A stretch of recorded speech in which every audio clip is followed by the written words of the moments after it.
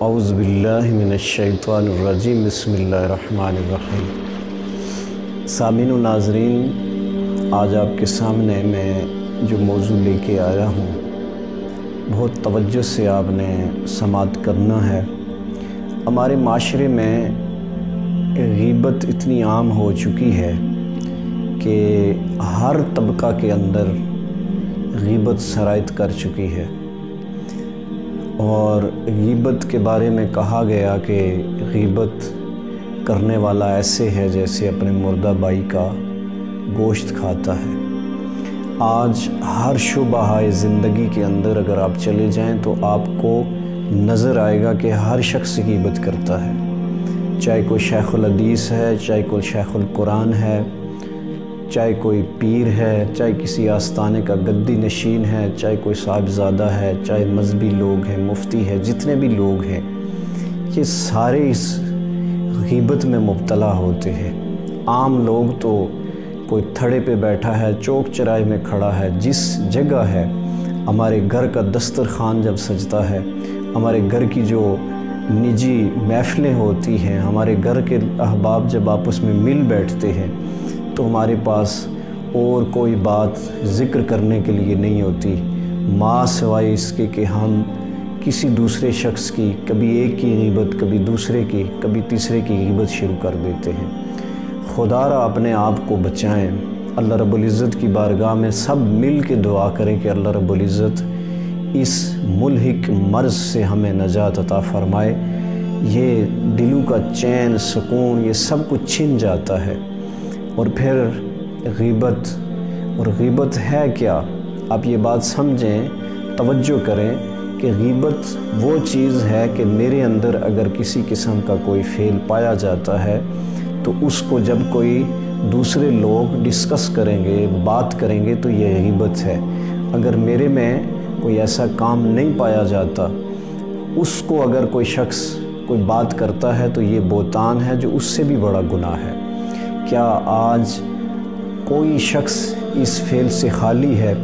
صحابہ کے زمانہ میں تو اگر کوئی شخص گناہ کرتا بھی تھا، کوئی غیبت کر کے آتا بھی تھا، کوئی اس طرح کے افعال کر کے آتا بھی تھا تو بڑے دور سے اس کی بو آ جاتی تھی، لوگ بچتے تھے کہ ہم سے۔ اور پھر صحابہ کی زندگی جو ہے ہمارے لیے نمونہ ہے۔ انہوں نے اپنے آپ کو غیبت سے کیسے بچایا؟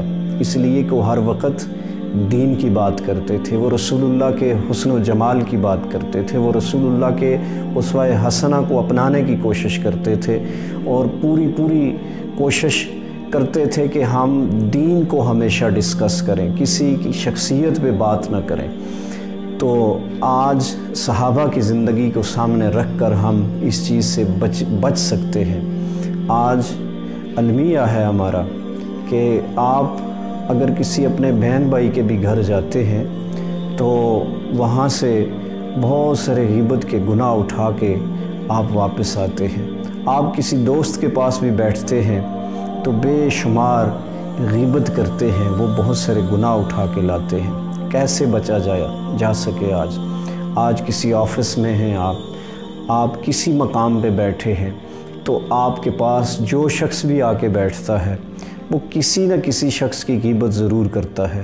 اگر آپ خود نہیں کرتے تو آپ کو سننے کو ملتی ہے۔ جب آپ اسے روکنا چاہیں گے تو وہ آپ سے ناراض ہوگا، وہ آپ کی بات کو محسوس کرے گا کہ میں نے فلاں کے بارے میں میرے تحفظات تھے، میرے ساتھ اس نے یہ زیادتی کی ہے، یہ ظلم کیا ہے، ایسا ہوا ہے، ویسا ہوا ہے، اور جب آپ اسے روکنا چاہتے ہیں تو وہ آپ سے ناراض ہو جاتا ہے۔ خدا را غیبت سے بچیں، اپنے مردہ بھائی کا گوشت مت کھائیں۔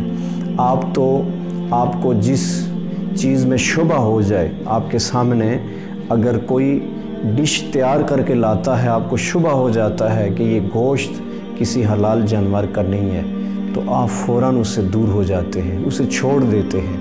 لیکن کھلی عام کہا گیا کہ غیبت کرنے والا ایسا ہے جیسے اپنے مردہ بھائی کا گوشت کھاتا ہے۔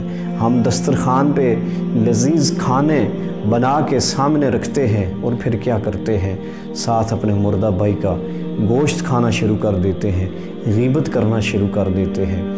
اللہ رب العزت ہمیں اس برے فعل سے محفوظ فرمائے، آپ اپنے آپ کو محفوظ فرمائیں۔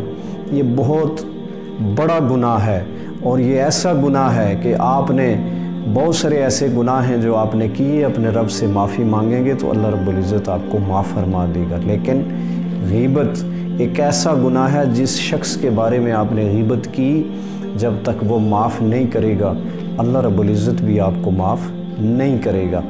تو اس لیے ناظرین و سامعین، آپ کے سامنے کوشش ہوتی ہے کہ کوئی اصلاحی بات، کوئی اصلاحی پہلو لے کے آئیں، آپ دوسروں کو بھی اس کی تلقین کریں کہ خدا را اس چیز سے بچیں۔ جن لوگوں کی آپ نے جانے انجانے میں غیبت کی ہے، دنیا کی زندگی میں ہی معافی مانگ لیں، اس لیے کہ کل قیامت والے دن جو معافی کا کنسیپٹ ہے، جب تک آپ کو اگلا شخص معاف نہیں کرے گا، اگر معاف وہ کیسے کرے گا معاف، اس طرح کی بہت ساری روایات ہمارے سامنے ہیں کہ وہ آپ کی نیکیاں طلب کرے گا۔ اللہ رب العزت فرمائے گا کہ اس کی نیکیاں جو ہیں وہ فلاں شخص کے کھاتے میں ڈال دی جائیں، آپ نے جس کی غیبت کی ہوئی ہوگی، جس کے ساتھ زیادتی کی ہوئی ہوگی، جس پر ظلم کیا ہوگا۔ پھر کیا ہوگا اگر آپ کی نیکیاں ختم ہو گئی تو بہت سارے لوگ ابھی باقی تھے جن کے ساتھ آپ نے ظلم زیادتی کی تھی، غیبت کی تھی، پھر کیا ہوگا ان کے گناہ جو ہیں وہ آپ کے پلڑے میں ڈال دیے جائیں گے۔ بہت سخت دن ہوگا وہ۔ آج ہی معافی مانگ لیں آپ نے جس کے ساتھ زیادتی کی، ظلم کیا، غیبت کی، جائیں ریکویسٹ کریں۔ بھائی ہے، بہن ہے، رشتہ دار ہے، اور ہمارے ہاں ہوتا کیا ہے، ہماری آج چونکہ ہم دین سے دور ہو گئے ہیں، ہم دین کی بات کرتے نہیں ہیں، ہم دین کو سمجھنے کی کوشش نہیں کرتے، تو پھر جب ہم اکٹھے بیٹھتے ہیں، 2 گھنٹے بیٹھنا ہے یا 4 گھنٹے بیٹھنا ہے، اگر کوئی اصلاحی بات ہم نے کرنی ہے تو اس کے لیے تو صرف 10 منٹ میں ہم اکتا جاتے ہیں، اور جہاں نفس اور شیطان کو راضی کرنا ہوتا ہے وہاں گھنٹوں بیٹھ کے ہم غیبت کرتے ہیں۔ میں کسی اور پہ الزام نہیں، کسی کو مورد الزام نہیں ٹھہرانا چاہتا، ہمارے مذہبی طبقہ میں یہ بہت زیادہ سرایت کر گئی ہے۔ ایک دوسرے علماء ایک دوسرے کی غیبت کرتے ہیں، جہاں چند علماء بیٹھتے ہیں وہ پورے پاکستان کے گدی نشینوں کو، علماء کو، سب کو ڈسکس کر رہے ہوتے ہیں، سب کی غیبت کر رہے ہوتے ہیں۔ جہاں چند پیر بیٹھ جاتے ہیں وہ مولویوں کو کاٹتے ہیں اور ان کی غیبت کر رہے ہوتے ہیں، اور بعض لوگ تو ان کی چاشنی محسوس کرتے ہیں کہ فلاں کے بارے میں بات کریں، اس نے ایسا کیا تھا، اس نے فلاں غلطی کی تھی۔ اور میں پھر دہرا دیتا ہوں کہ اگر کسی کے اندر عیب ہے، کوئی شخص نشہ کرتا ہے، شراب پیتا ہے، جب آپ لوگوں کے سامنے یہ بات کریں گے کہ فلاں شخص شراب پی رہا ہے، ایسا ہے، اس نے یہ زیادتی کی ہے، یہ بات آپ بولیں گے تو یہ غیبت میں ہے۔ اگر وہ نشہ نہیں کرتا، شراب نہیں پیتا، اس کے اندر وہ فعل نہیں ہے، تو آپ اگر بات کریں گے تو وہ بہتان ہوگا، یہ اس سے بھی بڑا گناہ ہے۔